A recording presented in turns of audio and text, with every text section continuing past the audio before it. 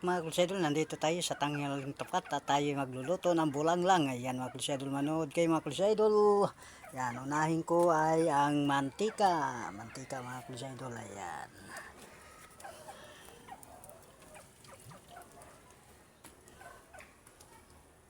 Sunod ay ang bawang. Bawang mga kulsidol. Tapos tanglad. Ayan.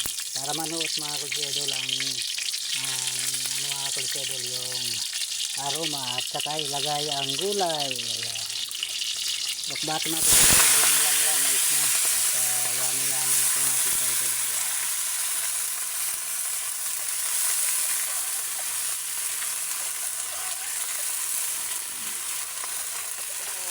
At kunting sabaw. Ayan.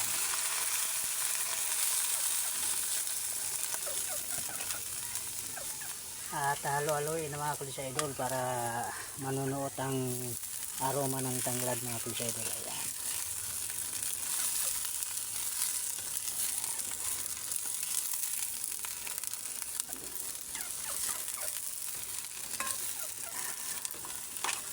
Yan lang ang preciso mga kulsidol ang paggugulay. Saka bagoong pampalasa. Kunti lang mga kulsidol para hindi masyadong maalat at suwabe lang. Saka ito, magic sarap mga kulsidol.